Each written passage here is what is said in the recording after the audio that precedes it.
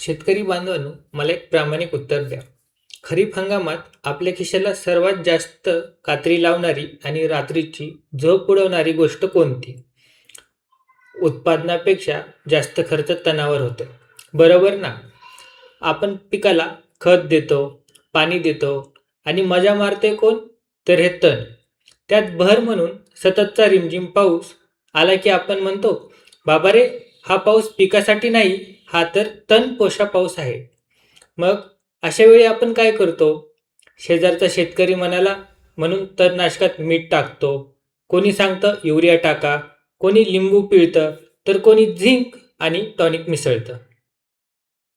पण कधी विचार केलाय का की या जुगाडामुळे खरंच तण मरतंय की तुमची जमीन आणि पीक जळतंय? आज आपण कुठल्याही अफवांना बळी न पडता तणनाशकाचा 100% रिझल्ट मिळवण्याचं अचूक आणि शास्त्रीय गणित समजून घेणार आहोत. नमस्कार शेतकरी बांधवांनो, मी ॲग्रीमित्र अनिकेत.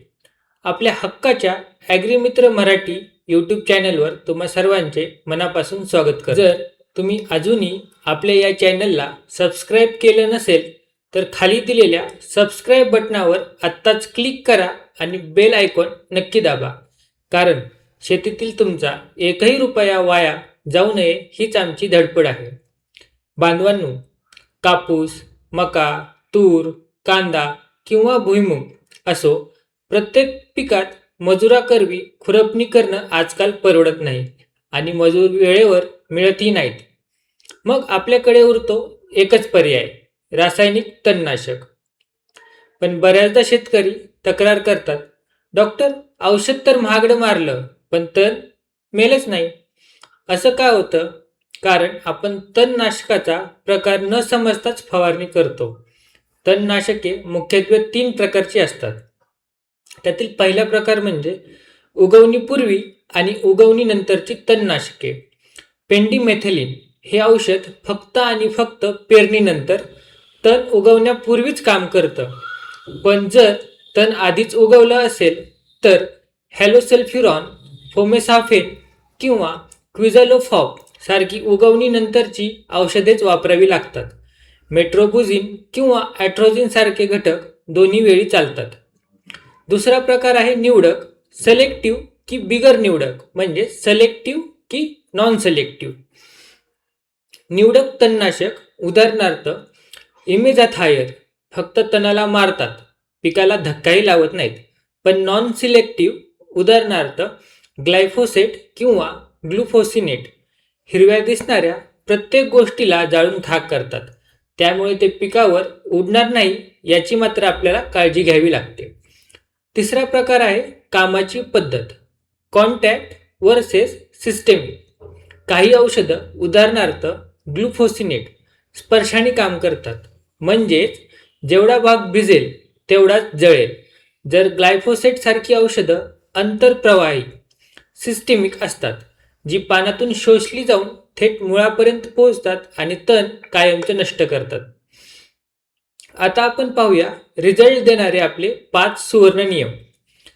औषध योग्य निवडून चालत नाही, तर ते फवारण्याची वेळ आणि पद्धत ही देखील योग्य असावी लागते. उत्तम रिझल्ट हवा असेल तर हे 5 नियम आत्ताच लिहून ठेवा. नियम पहिला, तणाची अवस्था. तण जेव्हा 2 ते 4 पानांच्या कवळ्या अवस्थेत असतं तेव्हाच औषध काम करतं. तण मोठं झाल्यावर फवारणी केली तर मात्र आपले पैसे वाया जाणार. आपला दुसरा नियम आहे जमिनीतील ओलावा. फवारणी करताना जमिनीत उत्तम ओलावा हवा. सोप्या भाषेत सांगायचं तर शेतात चालताना पायाला थोडा चिखल लागला पाहिजे. आपला तिसरा नियम जो आपल्याला लक्षात ठेवायचा आहे तो म्हणजे पावसाचा कालावधी. औषध मारल्यानंतर कमीत कमी 2 तास कडक उघडीप हवी. पाऊस कमीत कमी 2 तास झाला नाही पाहिजे. आपला चौथा नियम आहे पाण्याचे अचूक प्रमाण. सर्वात मोठी चूक शेतकरी करतात ते इथेच. पाण्याचा डोस कमी करतात आणि औषध मात्र आपण जास्त टाकतो. तर मित्रांनो, एकरी 150 ते 200 लिटर स्वच्छ पाणी वापरलंच गेलं पाहिजे. आपला 5वा नियम आहे योग्य नोजल. गोल फवारा मारणारा नोझल कीटकनाशकासाठी असतो. तणनाशकासाठी नेहमी फ्लॅट फॅन किंवा फ्लड जेट कट नोझलच वापरावा, जेणेकरून औषध जमिनीवर आणि तणावर समान पसरतं. आता येऊया सर्वात महत्त्वाच्या मुद्द्यावर, जे प्रयोग तुम्ही आसपासच्या लोकांचं ऐकून शेतात करता. पहिला आणि भरपूर शेतकरी हा प्रयोग करतात तो म्हणजे तणनाशकात मीठ टाकावं का? तर मित्रांनो, अजिबात नाही. मिठामधील सोडियम क्लोराईड तुमची सुपीक जमीन कायमची क्षारपड आणि नापीक बनवतं. मीठ मारल्याने तण वरून करपतं खरं, पण सिस्टेमिक औषध मुळापर्यंत पोहोचतच नाही. परिणामी काही दिवसात तण दुप्पट वेगानं बाहेर येतं. दुसरा उपाय आपण जे करतो तो म्हणजे युरिया किंवा अमोनियम सल्फेट टाकावं का? जर जमिनीत ओल कमी असेल आणि तण सुप्त अवस्थेत असेल तर त्याला सक्रिय करण्यासाठी 100 लिटर पाण्याला फक्त 1 किलो युरिया चालू शकतो. पण अतिरेक केल्यास आपलं पीक मात्र करपू शकतं. आता तिसरा आपल्याला प्रश्न असतो, तणनाशकात टॉनिक किंवा झिंक मिसळावं का? काही शेतकरी म्हणतात पिकाला झटका बसू नये म्हणून सोबत टॉनिक टाका. मित्रांनो, ही सर्वात मोठी चूक आहे.